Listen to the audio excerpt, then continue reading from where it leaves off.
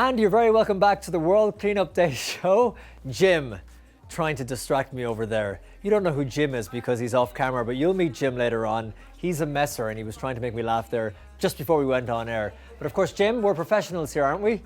Oh yes. Oh yes, he said. Welcome back to the World Cleanup Day show, coming to you live from Tallinn in Estonia. We have checked in with so many countries so far, but we still have a lot to get to.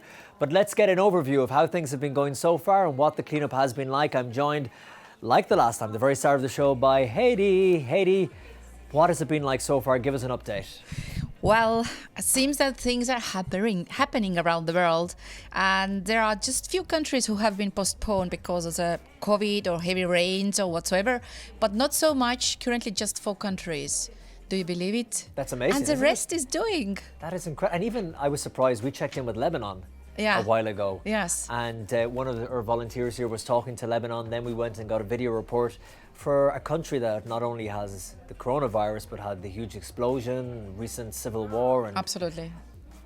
what do you put it down to? People still taking part in World Cleanup Day despite so many challenges this year?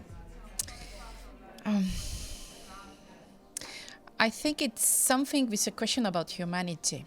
You know, something positive, which is engaging the people, the hearts and everything, that we are doing something good to our environment, to ourselves. It's just bringing us together and doing something good. So I remember from 2017, I had a call from Syria, who was in war zone, and they wanted to have the cleanup because it was something where the community have been brought together. And they had a sense that they can do something good. They wanted to have sense of good. And this, I think, is a really strong message to the people. That's a good point, because in places like war-torn countries, they come together, but maybe not for, for military gatherings and all that kind of thing. But this is a time when citizens can come together for a common good. Exactly. And I hope it's happening in this way, because today we have even Belarus. And they said that they will do cleanup as well. So let's see. Wow. It will be later in the evening. Yeah. So let's see what's happening. So that's incredible. Even in Belarus then, in Minsk, the capital, they might be doing some sort of cleanup there. Yeah. What other countries have you been struck by so far that have been in touch?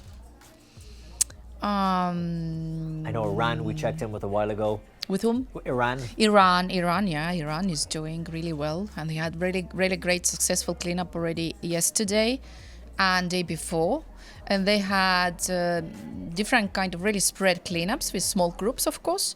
And what was really interesting fact about Iran was that they made actually cigarette butts campaign in the longest street of Tehran, which was like 17 kilometers long. Wow. It's supposed to be longest street on Asia region. So they went up and down this street in Tehran, the city, and made cigarette butts. Wow, that is fantastic, isn't it? Yes, it is. is. It's great when they have these creative ways, these different initiatives, because it draws attention to it as well when they can focus it on one area. Absolutely, it's supposed to be the meaning. People are thinking, okay, what you are doing, we will explain what we are doing. People, raise awareness, engage people into this activity as well. It's really important. So we're halfway through World Cleanup Day. What is still to come? After the World Cleanup Day? No, like for the rest of the day. More countries, which ones are you looking forward to? Yes, currently the majority of the countries are actually on the cleanups, even Asia. Yeah. So Europe and Africa just started. Africa is doing really, really fantastic work. We are so happy to see all the leaders there. And Latin America as a region starts after a few hours. So it will be our evening shift. And then the US of A. And USA coming with Earth Day, I think big one. Yeah, with Earth Day and with Bill and Stephen as well. Steve, yes. Our funny friends. Yes, exactly. They're quite the pair. Well, Heidi, thank you so much. I wanted to say about the registrations, actually, because it has a question. Where we are finding all these numbers? Well, it's not coming my head or your head. Heidi, can I ask you a question? Yeah. Where are we finding all these numbers? Okay, thank you. We have technology for that. We have registration platforms for that. We have registration platform in our site, www.worldcleanupday.org. www. But Heidi's the majority... Heidi's the last person in the world who still says www. www. The World Wide Web. Yeah, and their majority of their registrations are coming actually from the sites, registration links, which are national, through the Facebooks and all the countries that have their own registration platforms as well. So a lot of information is coming from there, plus from leaders. And we do have The a call really center great here. call center who is gathering all the numbers. Yeah. We are putting all together and later we can show it. So don't forget, everyone, the website is http://worldcleanupday.org/let's do it /Haiti.html. It's so easy to remember it. Type it into your phone. Try to repeat. Yeah, yeah. Try to www. www. Good. www. Yeah. Haiti, we will talk to you later Yeah. on the show. And guess where we're going now? Madagascar. How about that? Oh, Tiana. Tiana, over to you. Annan, yeah. Hi, how are you? So Ando, tell us, where are we at the moment? Where are you at the moment? So right now I am at the Ampasapitu Technical High School, high school from the capital of Madagascar, Antananarivo. So who are the people behind you? Are they all students? So now I am here at the cleanup organized by JCI Yarivu, where they invited friends from other associations. No students today. It's an off-class day. And how is it going so far? So it's going very well. We've started by 9. We plan to finish at noon. And we've been gathering a lot now. We split it in 6 teams. I'm with one here. And everybody is gathered all around the venue. But Ando, in Madagascar, what are the main issues when it comes to trash? Like, or is it cigarette butts? Is it plastic? What is it? What's the main problem? Yes, we see here a lot of plastics, but because as you can see behind me, it's supposed to be a green space for the students, but it's becoming a garbage location now. That's why we decided to choose this venue for today's activities. We can see a lot of plastics, bottles from drinks and food packages most of the time. Yeah, we can see also some cigarette butts. So what is something that is very different to this year? Were there anything, any new surprises or any new topics that came up? Nothing really special. We just have a few problems to organize the cleanup because we are due to the COVID-19 situation. We are limited to an average number of 50 participants per cleanup. So we decide to split in a lot of cleanups. We got 3 organized in the capital. We got 9 other cities participating to the World Cleanup Day this year. And we also registered something like a dozen of individual cleanup happening a bit everywhere. So what does the individual cleanup, how does it look like in Madagascar? Is it that just people go walking and then just alone, or? Yeah. It's one guy going out with his bag and picking up trash, showing to people that even if you are alone, you can make the difference. Yeah, it doesn't matter, right? Yeah. We all aim for the same clean world. So what do you expect to achieve today? What's your main goal? What do you want to get? So the real main goal is to raise awareness about the mismanagement of trash happening in the whole country. That's what we are trying to show to the administration and especially to the citizens themselves, because they are littering the place. But I must tell you, Ando, Madagascar is so famous for such a unique and rich nature. I can't even believe that people would actually go and trash Madagascar. Yeah, you see a lot of photos of beautiful beaches. It's going well there because they live off tourism, so people are aware they should take care of the places. But in cities like here, they don't really care. That's why we really want to raise awareness. So every place has to be beautiful. Yes, that's it. Madagascar has to be beautiful. Okay, so thank you so much. I think I will leave you to it. I can see that you guys are having a lot of fun as well. So thank you so much, Yeah, we Ando. got. Okay, thank you. Thank you so much, Madagascar, there with the update on how the cleanup is happening, how it's going, and it's great to see so many people turning out there as well. And that's the fantastic thing about the show. I still have that WWW in my head. That's the fantastic thing about the show is when you see all the clips from different countries, the range of people and ages and skin colours, just the whole world coming together for this cause. Now, we are in Estonia, one of the 3 countries in the Baltic Sea, the others being Lithuania and Latvia.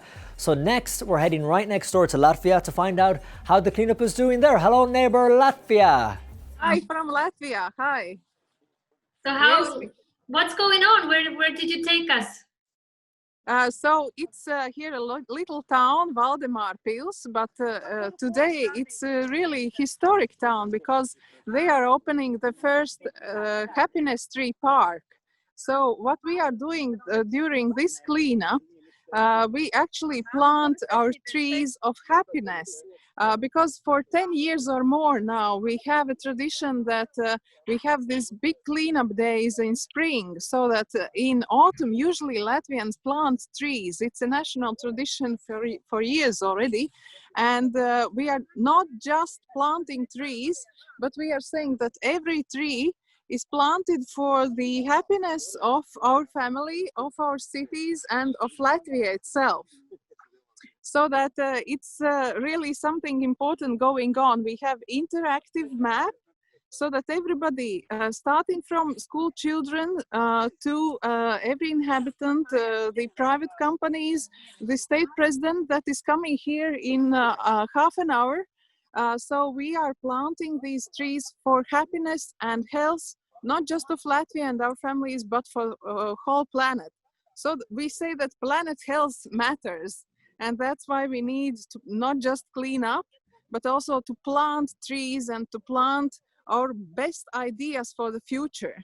So that it's not just physical planting, it's also something like moral going on. We plant our values of sustainability here. Aiva, do you know how many trees have you planted today then? Actually, the whole interactive map of Latvia is really dotted in small dots in every region. There are dots already. We know that a lot of schools did it yesterday already. And today we are just continuing. And this first happiness tree park will be open in few hours here.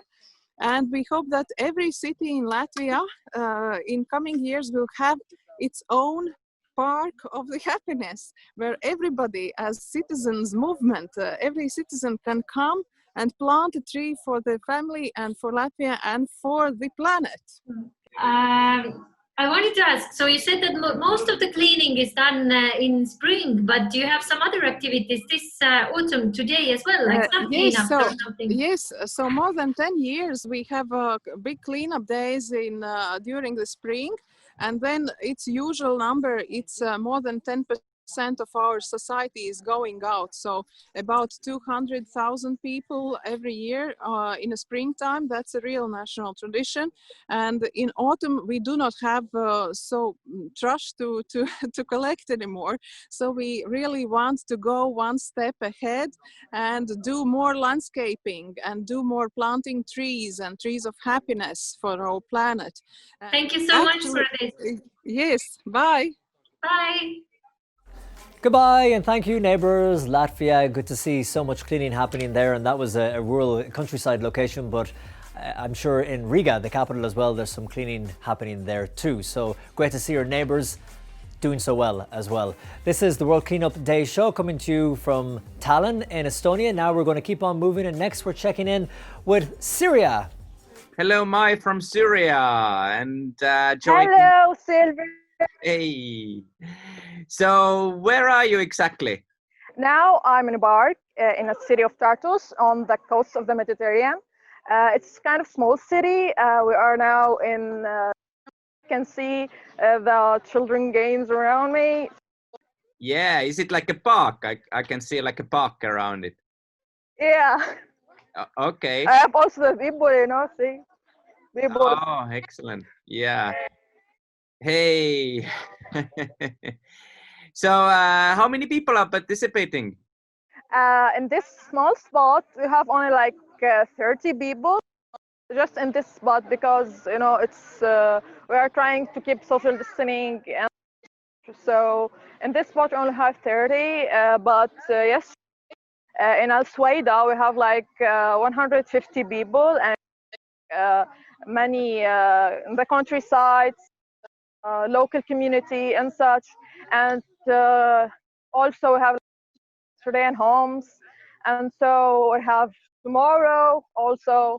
So it's kind of they are having 3 days for the cleanup day. Have you organized those cleanups before in Syria?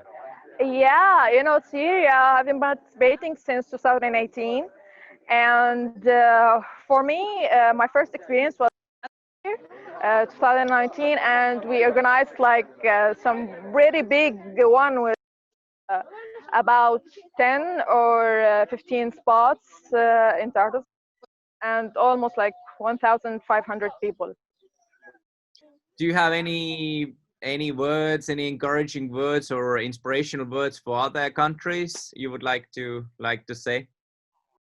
Well, here we like to stay positive, stay strong, believe that peace is possible, and us uniting cause in this one day all around the globe.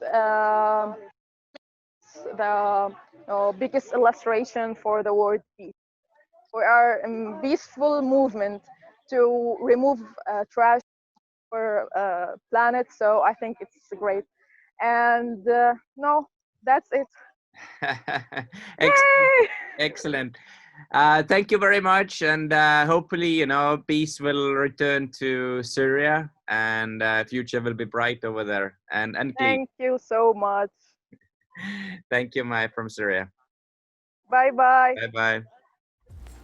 Yep, we're all hoping as well that peace does return to Syria, and once again our thanks to everyone there taking part in the World Cleanup Day. Now let us go to a man called Anton, because there are many different ways we can encourage people to clean up. We do different initiatives, we have different campaigns, we have games. And this man is involved in an organisation called Clean Games, where they have come up with an idea, a game on how it can encourage people to have a bit of fun when they're cleaning up. Here's Anton to explain how it works.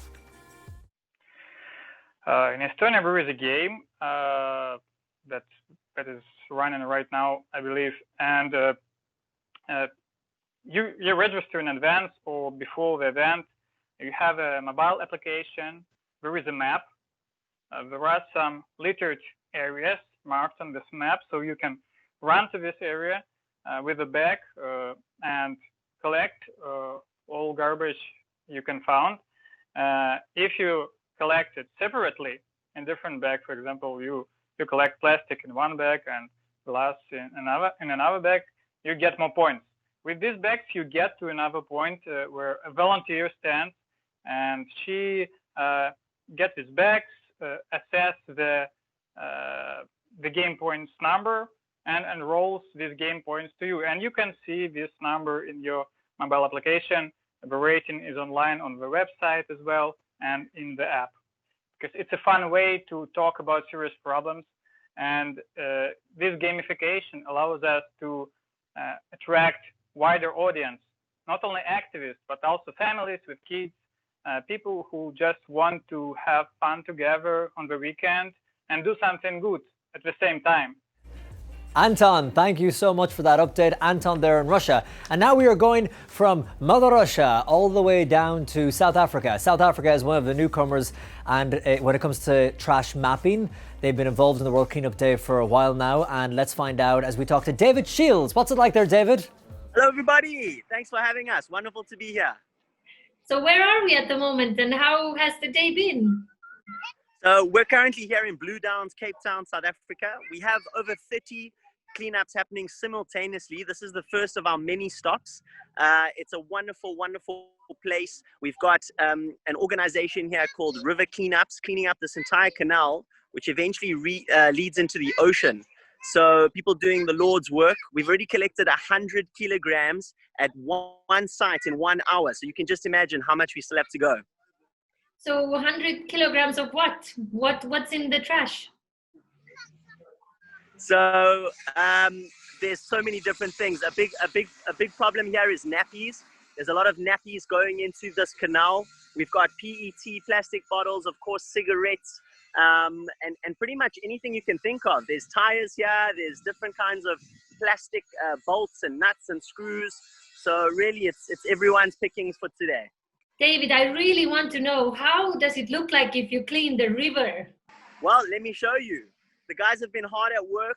They've only got it started about an hour and a half ago, and already things are looking in tip-top condition. As you can see, there's a lot of people up and down this road. This is the second of 4 stops that we have in this area alone. And there's about 10 different locations in the Greater Western Cape, which is pretty much Greater Cape Town. So very excited about today. But you don't actually go in the river. Well, not me personally. Everyone else is doing it. Yeah, I think I'm going to try and keep my feet dry for today. So if usually the equipment is gloves, maybe some face masks, then for you guys it's also rubber boots. Yes, totally. Everyone's wearing these massive, thick rubber gloves. They're beautiful red ones, but it's awesome to see that everyone's taking the necessary precaution. I think what's even more magic is that the guys from the organization at this cleanup specifically have got everyone from the community involved in this cleanup. So it wasn't outsiders coming to clean up in this particular location. It was people rallying together to come through and clean up for themselves, which is really, really exciting to see. Yeah, it really seems like this. I wanted to ask, how many cities do you have involved this year? So we've got cleanups happening in all 9 provinces. Cities, it's difficult to count. I would say about 15 cities in South Africa are hosting a cleanup activation, which is incredibly magic to hear. So thank you so much. I will not keep you so you can go back to the cleaning job you're doing. So thank you again and have a good day. Amazing. Thank you guys. Best of luck to everyone else around the globe. Cool. There's David Shields in South Africa talking to our reporter. Hey guys. Talking to our reporter, Kelly. Thanks so much, Kelly. She's been working tirelessly all day recording these reports.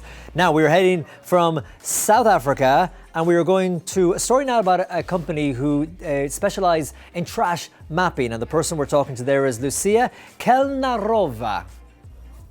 Now we're joined by Lucia Kelnarova to talk about trash mapping. Hello, Lucia. Hi, everybody. How are you? Why is mapping trash important? Mapping trash is important because it gives us very valuable data.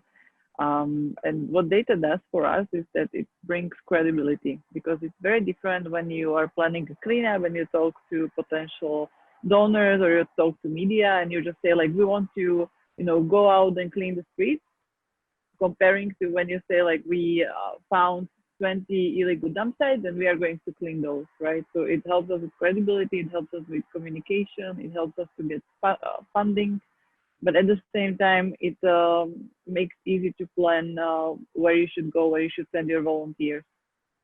How do you get the information about the trash that needs to be mapped? So we are using an application called Trash Out, and Trash Out allows every citizen to map trash very easily. So you just take a picture, application adds GPS automatically, and the user just selects the size, the type, etc., and then just click send. And we have this report in the database, and everyone can work with it after that. Can you make a suggestion how much garbage or trash is out there that we don't know about? Yeah, so there, like, it's very hard to predict like how much we don't know, but we know that there are currently like 60,000 reports reported via Trash Out application, and there is still, according to a lot of statistics, there is still a lot of unaccounted waste in nature. But what happens to the mapped trash after World Cleanup Day? Well, after the World Cleanup Day, so we encourage organizations to also update these reports as cleaned. So there are 2 possible statuses in the application. It's like either dirty or cleaned, right? So So the organizations should update those. And if there are still remaining reports, we encourage organizations to form a relationship with like local authorities or Ministry of Environment and show them this tool, because they all can use it. They can create profile, they can send notification and work with the data systematically throughout the year, not only during this World Cleanup Day, which is 1 day a year. Well, thank you very much, Lucia, and good luck with mapping the trash. Yeah, thank you. Good luck to all countries with World Cleanup Day. Thanks, Lucia. Now let's head to Belgium. Another man who has been involved in the World Cleanup Day since the beginning and works tirelessly every year. It is Jean-Paul in Belgium. Hi, World Cleanup Day. Fantastic. Excellent. I'm here at the opening ceremony of World Cleanup Day in Antwerp. All credits to River Cleanup, an organization of Thomas de Grote. We know him very well as the charismatic young guy who I inspired him years ago through a 10-minute challenge. And now he is organizing river cleanups all over the world. So I feel very proud and happy today.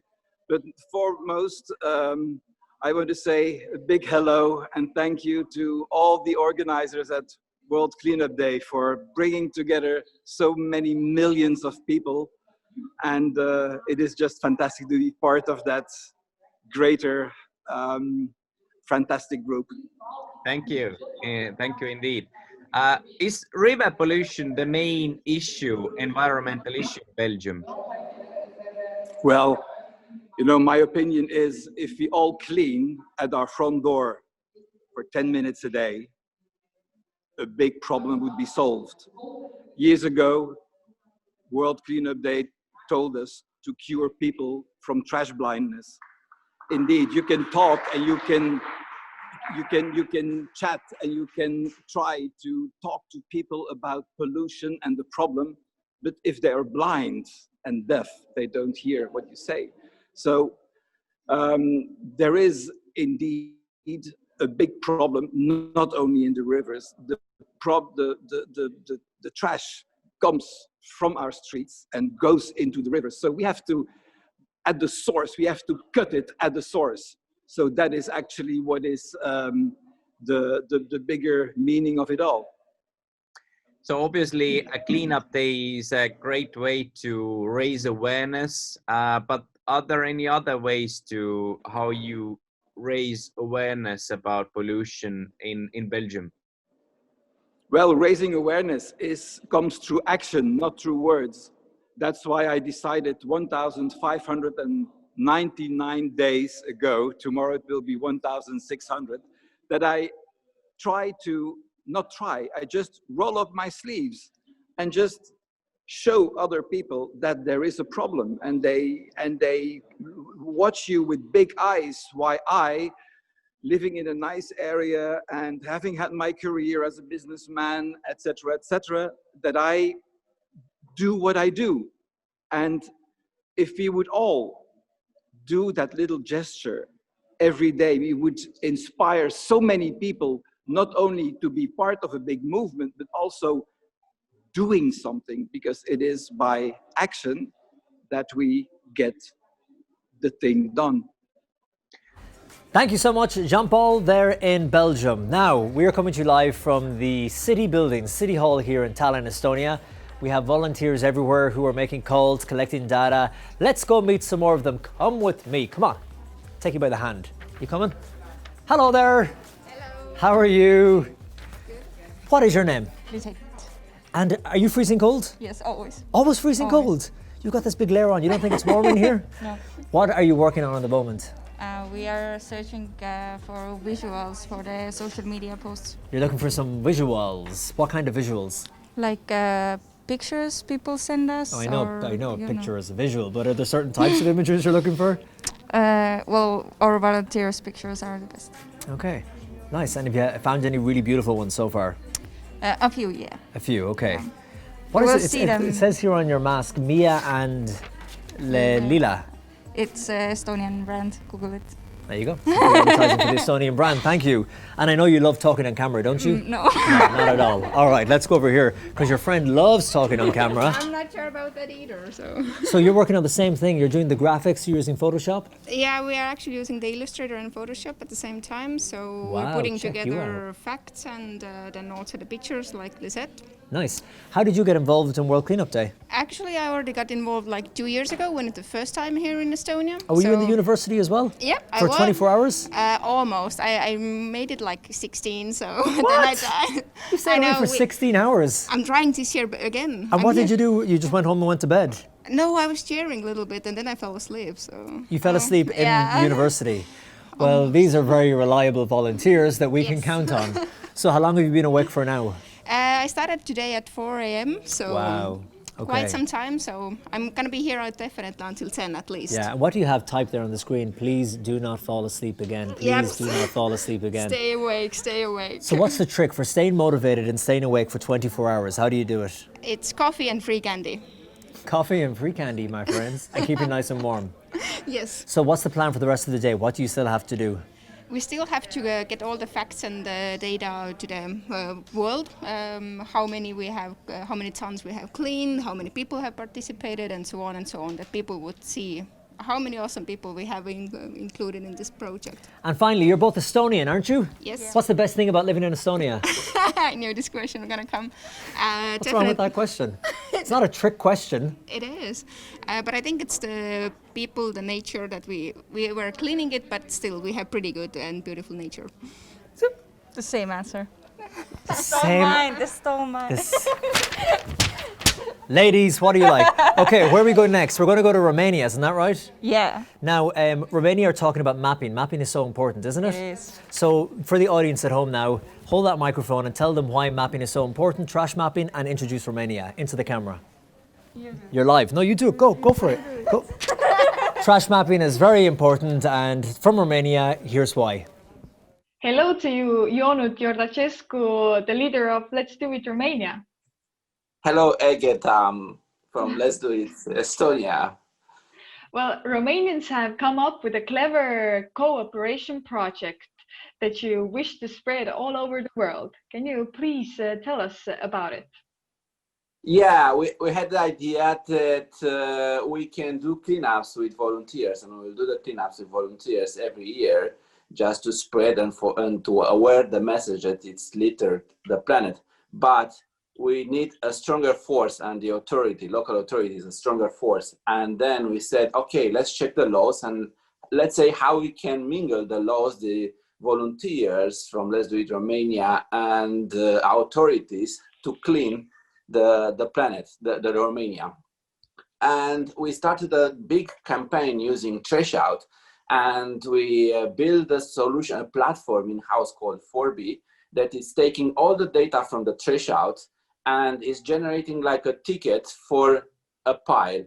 And some people from our team are just validating the data, that they are good quality pictures, and then everything is generated automatically. A legal notification that is sent to authority. We have a call center that is calling every day, almost every day, the authority asking, did you clean the trash we reported to you? And yeah, this is, let's say, seeing from space our solution. Trash Out, volunteers of Let's Do It Romania reporting, we pick up the data, we are sending automatically to authorities has to clean it. How did the authorities welcome the project as now you can judge their work? Well, some authorities complain that our messages from notifications are too tough because we had two lawyer companies helping us with the message to send to authorities to respect all the laws. And they said, oh yeah, it's too tough. What are you doing? You are screaming at us. No, this is the law. This is how we have to talk with you through these laws. And some authorities called me and said that they don't know how to fix the solutions. They don't know how to deal with the people that are littering. Some authorities are calling me and are saying, wow, we did it like this. This is super nice. So it's a mixed feelings. But I think what I saw in last 3 months of the project, I thought that there is a lack of knowledge how to deal with this kind of problem. And I think the next step of the platform will be like a shared knowledge between local authorities, because it's needed. In Romania, I don't know. Anywhere else. Well, thank you very much, Jonut, for this clever idea, and hope it all goes well. Thank you. Thank you. Thanks to all our friends there in Romania. Now we are going to turn to a group called Parents for the Future. The future, of course, is what will matter. It's what will make the big difference. And there's a group of parents who have come together to try and push this cause. And here's their story. Hi, my name is Janine O'Keefe and I'm in Stockholm. And I'm really, really pleased to be with World Cleanup Day today. This is just an incredible feeling, especially that World Cleanup Day is Estonian, a small country which has taken charge of an issue and done it really, really well across the world. Just like Fridays for Future, actually, which has very significantly come just from Sweden, from Stockholm, really, with Greta. And from there, it has come to over 220 countries, exploded right throughout for 2 years, and we're finally getting climate on the agenda. Just like World Cleanup Day is finally getting cleanup on the agenda. And this is fantastic, the way that these small countries take charge of these issues. And these two issues of cleanup and climate are so interlinked. They're both about, one is cleaning up the air, the carbon dioxide, the other one is cleaning up everything. And we have very many common issues. One classic one is you can clearly see the rubbish, and people need to think of carbon dioxide as their personal rubbish as well as their community rubbish. Like they're forced to take their car to be able to do some work, which means their society is pushing them to create rubbish. Just like when you buy packages from food from the store, they're all plastic, they're all wrapped in plastic. It's pushing you to create rubbish. So you need to look at it from a government viewpoint. Why are you forced to create this rubbish? Why are you out cleaning like I am today in a beautiful forest? Like I live in Stockholm, and here is a tiny, it's a fairly small forest, but still you find cigarette butts, you find very much a small waste where people just drop it. Just like when you're driving a car and you just drop the carbon dioxide out of your exhaust, you don't even think about it.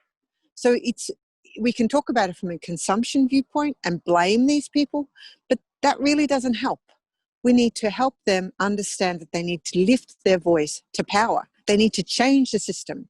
They need to find a way so that the system begins to enable them to not create rubbish.